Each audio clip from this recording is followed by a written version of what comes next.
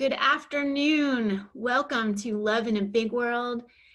My name is Tamara and this is Casey Agena. Today we're going to be talking about bridging the digital divide with our students and our children. We'll also be talking about the impact of COVID-19 and how this is influencing the way kids are using their digital apps and what that means for us as parents at home. So welcome with me, Casey Agena of Securely. So Casey, Everyone. Yes, Casey, why don't we start with just tell us a little bit more about you and what you do with Securely and what Securely is, and then we'll dive into our questions.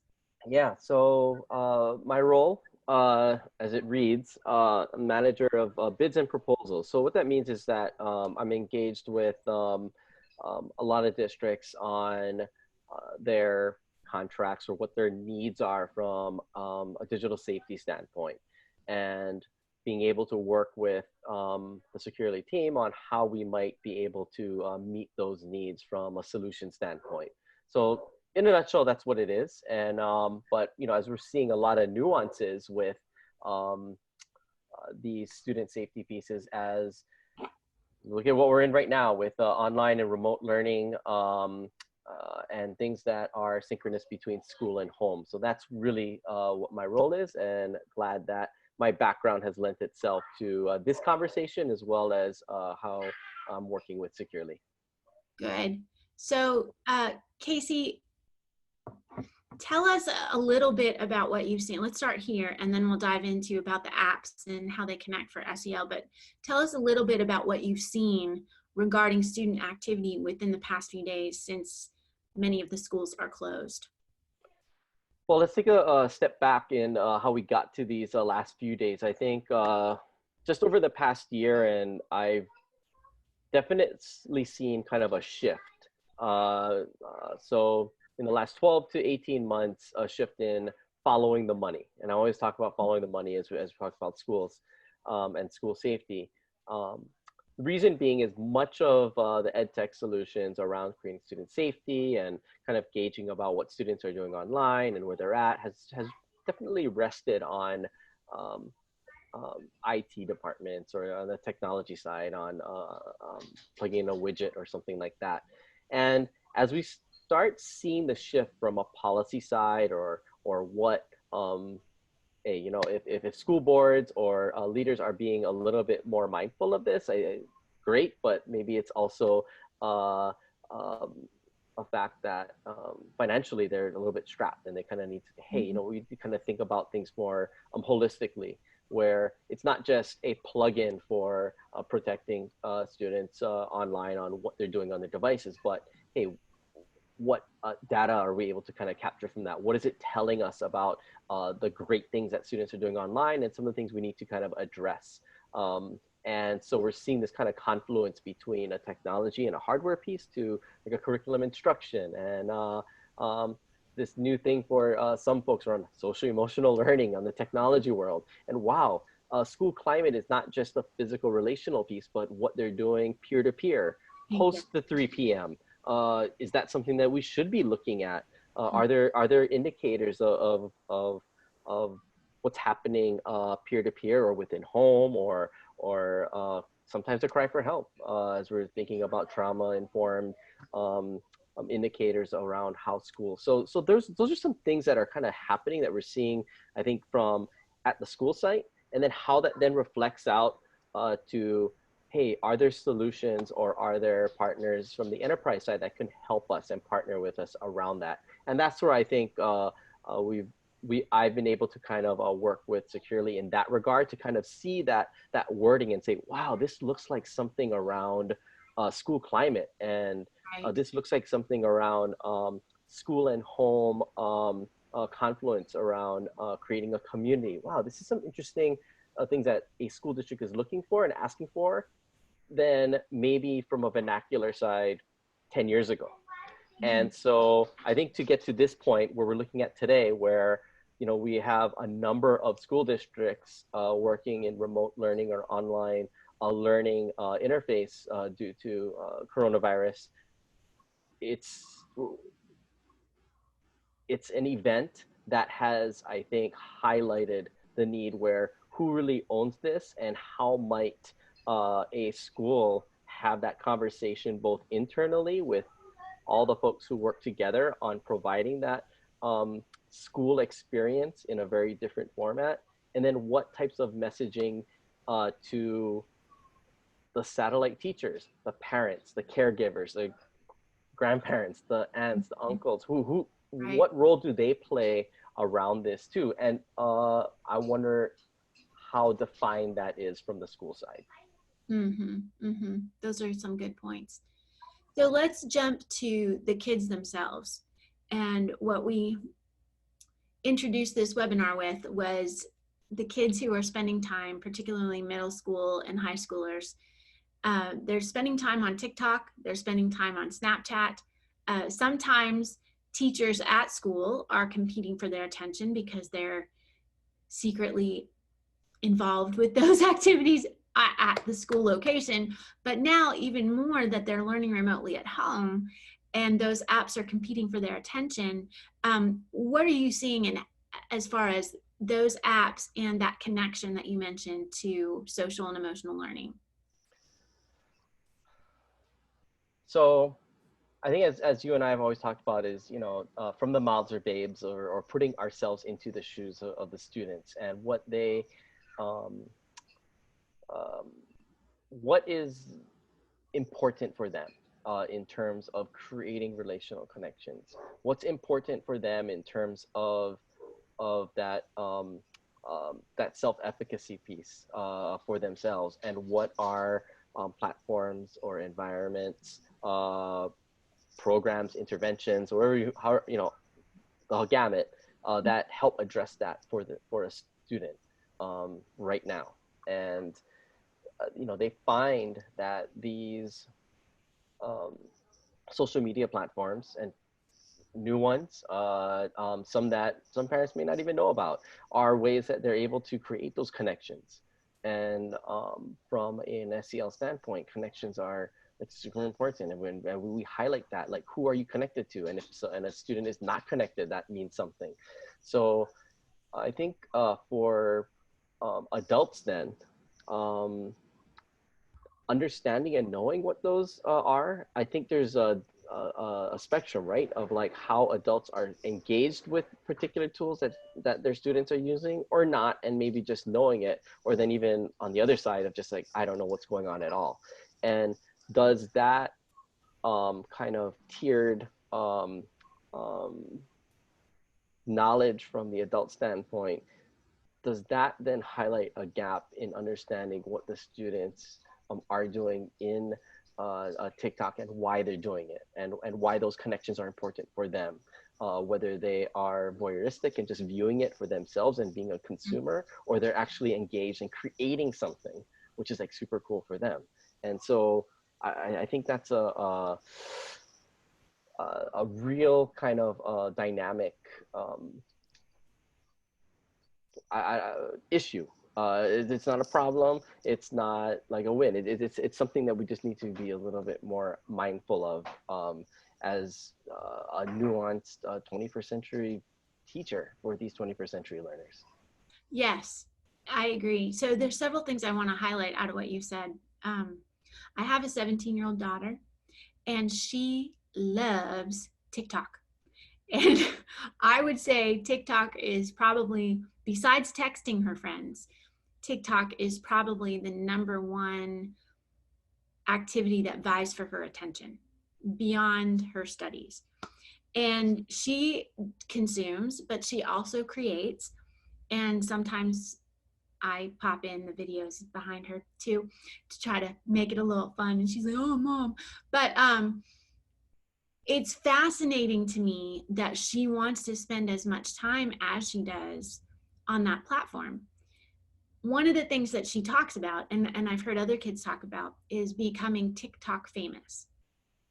So the question for me, for you, Casey, is how, yes, we can all agree that we want, that it's good for kids to engage in connection and using digital tools. That's just, I mean, we're on Zoom, right? So we're creating connection via Zoom. We're live streaming on Facebook. We're creating that connection too. So TikTok is like their tool of the day.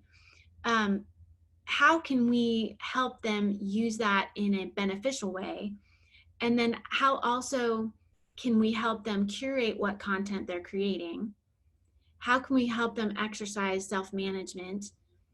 And how can we help them see, and there's a host of questions, jump in wherever, but Right. how can we also help them see that it can be a tool for connection, but your value is not dependent on whether or not you're TikTok famous? I'm wondering about the whole just maturation of social media in the first place. I mean, it.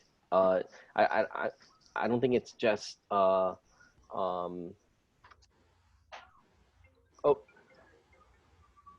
sorry about that. I don't think it's just TikTok, but I think we also have to kind of look back in terms of, when I first started teaching sixth grade in 2003. It was, MySpace. It was like, the thing. And there was this idea of like, creating your MySpace page and like putting out there, seeing somebody else, connecting with them. And it was this whole kind of interesting thing, I think, that as a 20-something-year-old teacher at that time in middle school, kind of understanding why is that important to them. And it was pretty cool that you could see some students who were super into it and like creating stuff, and like people recognize it, their peers recognize it. It was like awesome. And then you're seeing that, and then you saw that kind of unfold and MySpace fold as Facebook then came alive. And then what that meant, and like, wow, that was super interesting as we kind of dove into that. And then even that folded out of a middle school to high school, where it's, we're on Facebook Live, right now. And that was, we've embraced it and they've moved on. And it's always that kind of first in, right? But, and so I'm thinking about as the platforms mature, let's use that word, and they are looking for the next it too, right? And like who's in this, and like it's this kind of subversive kind of like, wow, we're connecting on this new platform, which is like super cool to have that first in, right? I got it first. And so I think to be able to look at just not just the tool itself, but the reasons for which, why they are doing it and why they are engaged in it. And that might be even just beyond just the adult kid connection. They're looking for that peer-to-peer kind of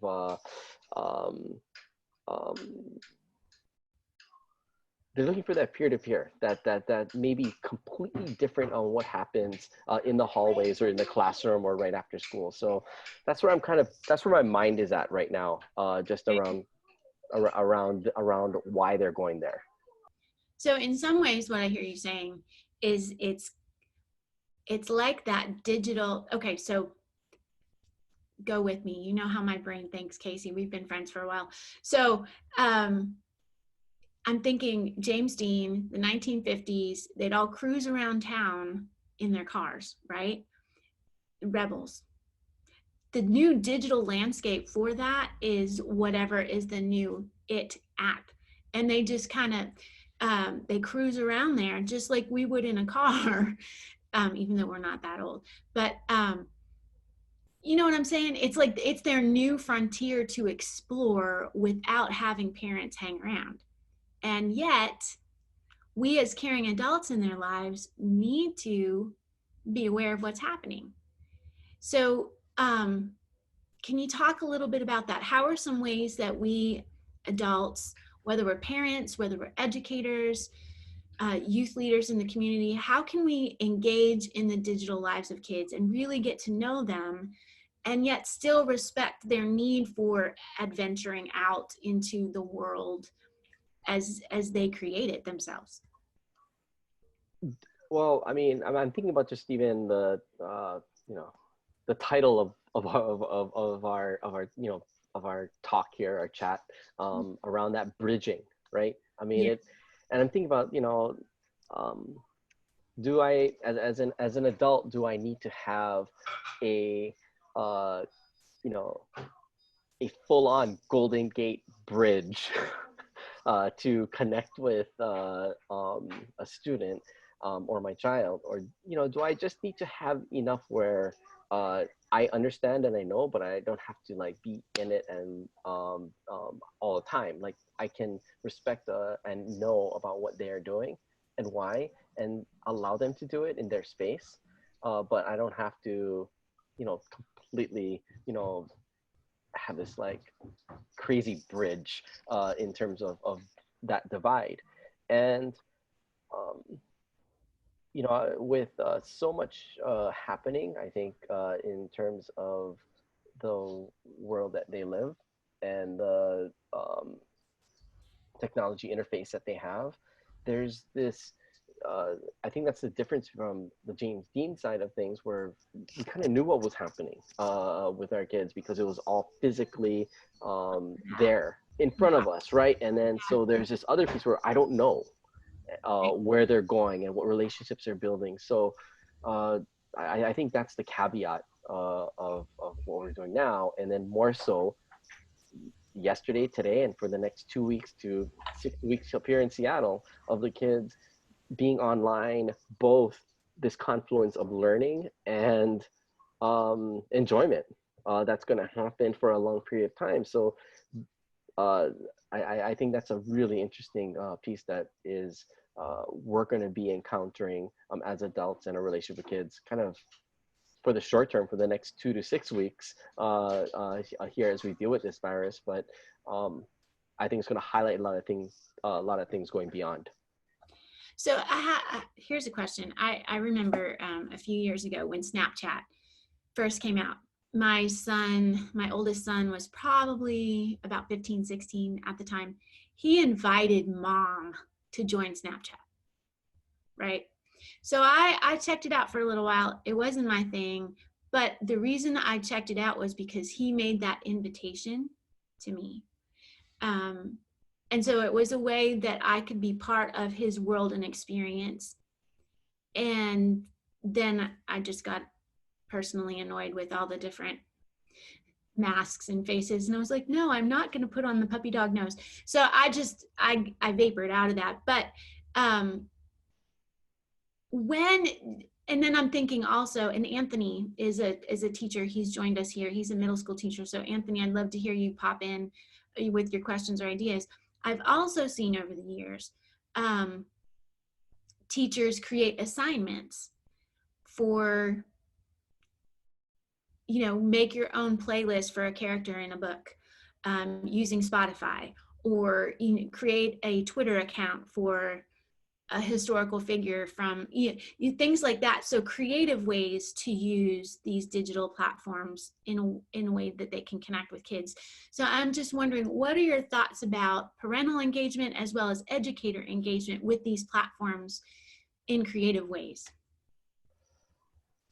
I think from a student standpoint, it's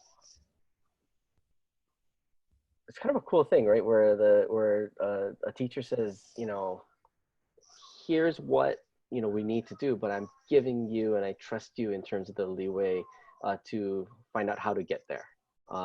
With all that you have, I want you to bring your strengths, your skills, your platforms, whatever it may be. But here's what the end goal is, the outcome that we're looking for. And I think that's, and we talked about this in, education circles around, the role of the teacher is, that guide and that sort of thing, having a project-based learning perspective and, all of those pieces versus a very regimented step-by-step. No, you have to use this, you have to use this, you have to use this, the have to. And I think that's the, I think that's the challenge of working with students now and going forward, of this understanding, what are their touch points, why is it important to them, and how might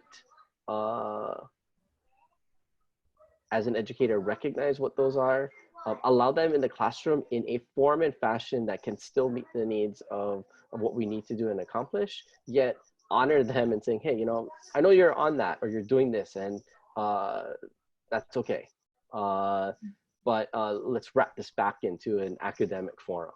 And I think that's just the kind of a compromise. I don't, is that the right word? Compromise between like student and teacher, that kind of unwritten, like, okay, cool. That I am now connected to the classroom because Mrs.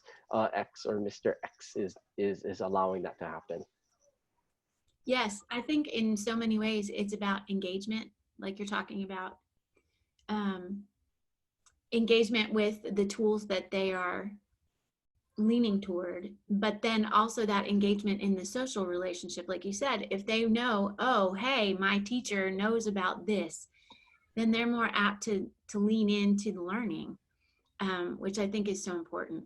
So we've got some questions from Anthony. How is it possible to really figure out what students are actually doing on their phone? I know that a lot of issues that happen in the school actually begin on the social media platforms. How is it possible for teachers, parents, guardians, et cetera, to stay abreast of the latest apps that students are involved in? So I think there's at least two questions here. So number one, how can we really figure out what students are doing, whether that's at school or at home? Let's start with that.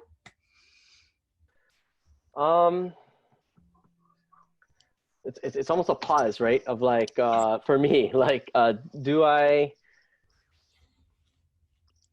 it's, you know, that, it's a check too, right? Why is it important for me to know what they are doing?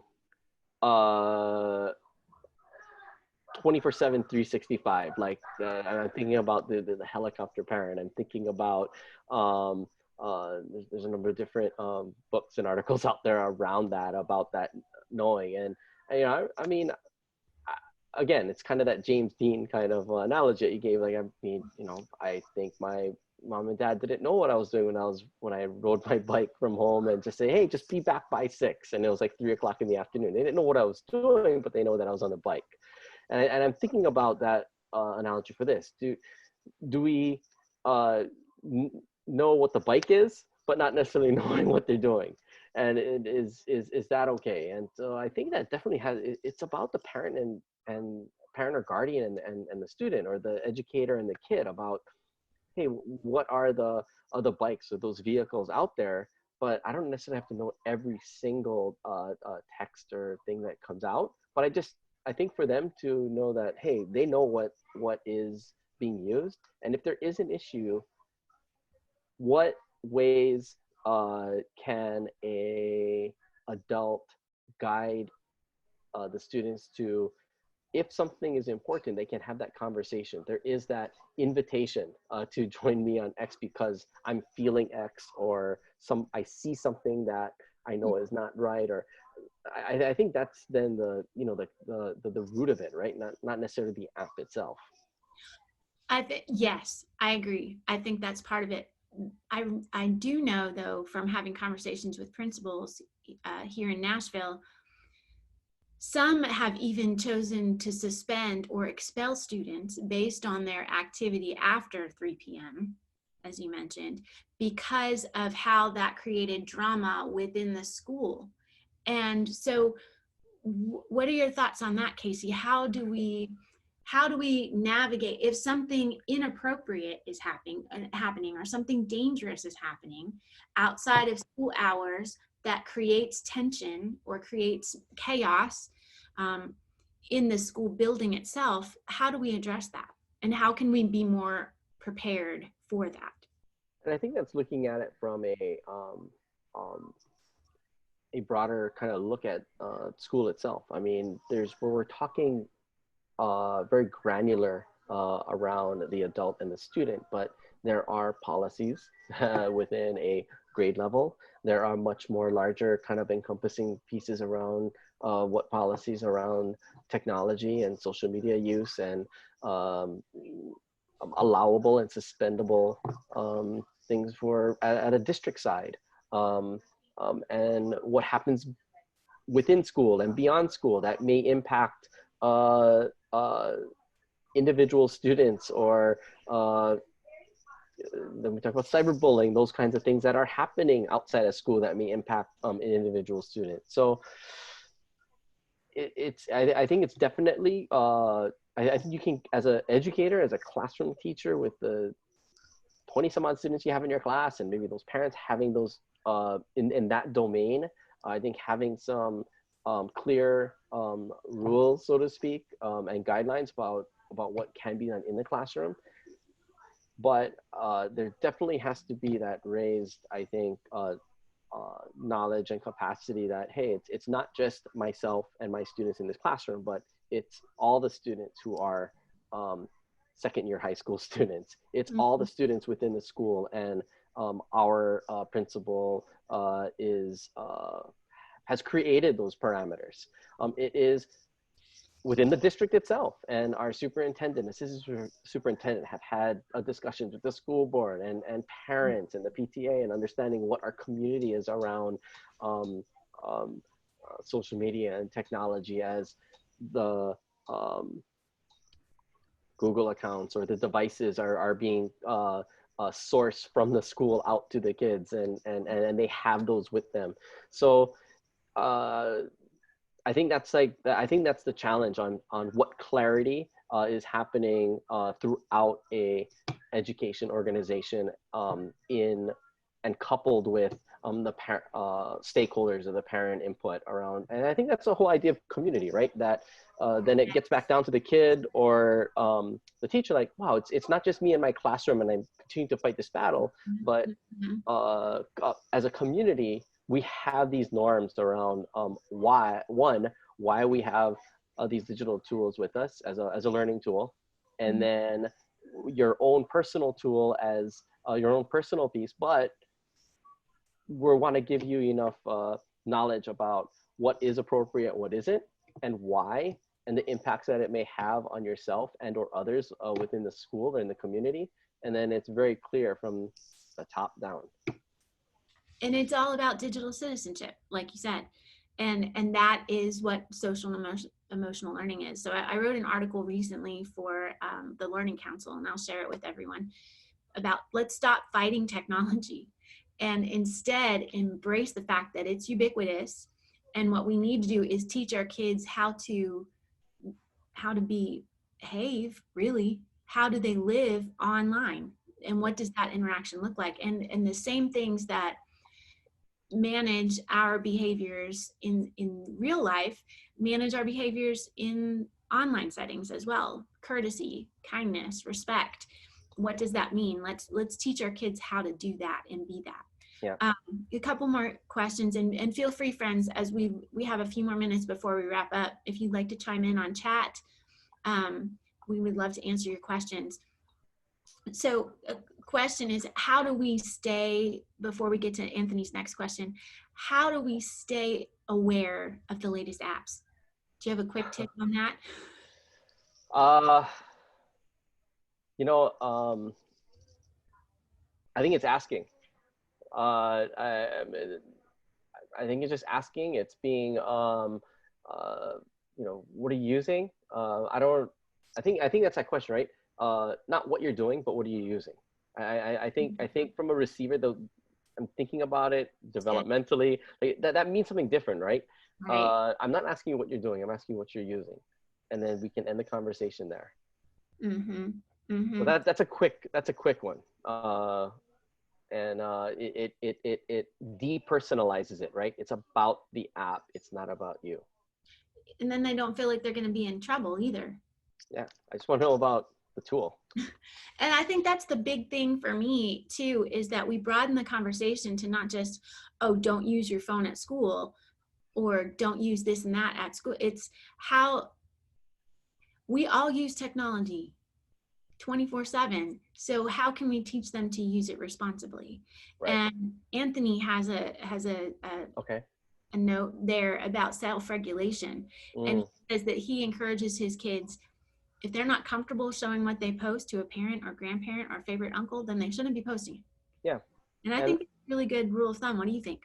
Well, I think that goes back to, what I talked about following that money, where, I think it was just so like, wow, that's technology. I'll let somebody else deal with it as a school personnel, right? Like I deal with math and language arts and those types of things. I don't deal with the filtering. But I think we're just seeing that kind of switch where it is not just about filtering of where students shouldn't go, but it's about where students are going to.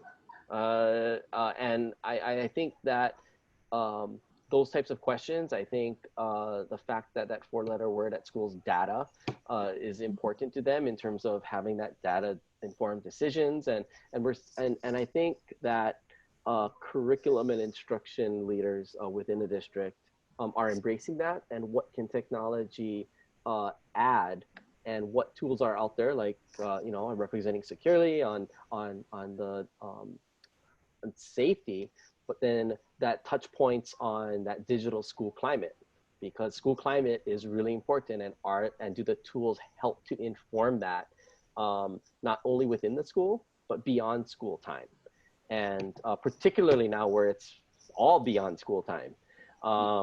And so and that still needs to be captured, and it still needs to help inform the school leaders from, you know, St. Patrick's Day today going forward to the rest of the school year, and how online learning and remote learning are able to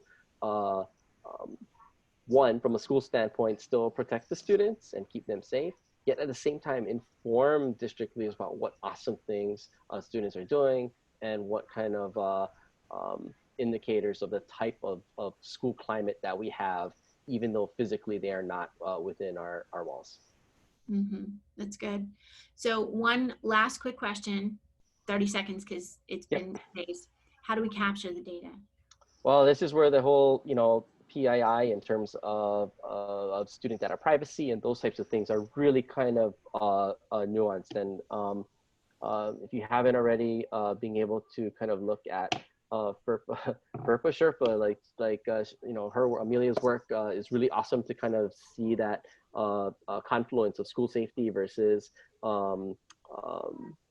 that data piece. And so just to mark that, how that data is captured, it really is from an enterprise or the company standpoint, working with the school district on saying, hey, what do you want to turn on and turn off? It's not just a one, you know, one size fits all, or to capture this, but you know, there's a lot of Google Analytics you're able to get. You're able to look at some of the IPs and those types of notifications. And of course, from a security standpoint, you know, the sentiment analysis, and this is where the AI and machine learning can work in favor of what's happening on their G Suite, or the searches that they're doing, or what they're posting on social media.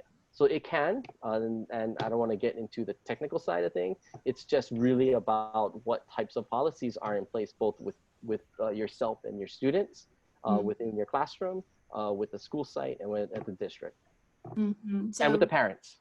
Yes, yes.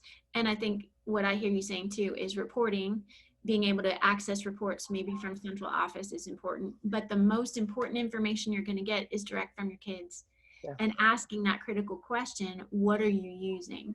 Because as we wrap up today, just above all else, especially in this changing landscape that we find ourselves in, we want to maintain and foster a greater sense of community for our students, to provide them safety and security, so that they know that the trajectory they've been on for learning is going to continue, and that the adults in their lives have got them, even if we're just figuring out the plan along the way, that we are here to help them during these uncertain times. Yep.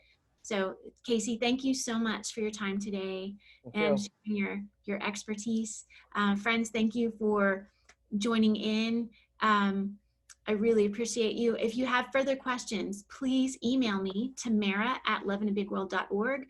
I will share with Casey. Casey, if you have any resources you'd like to share out to our participants today, I'd be more than happy to distribute those.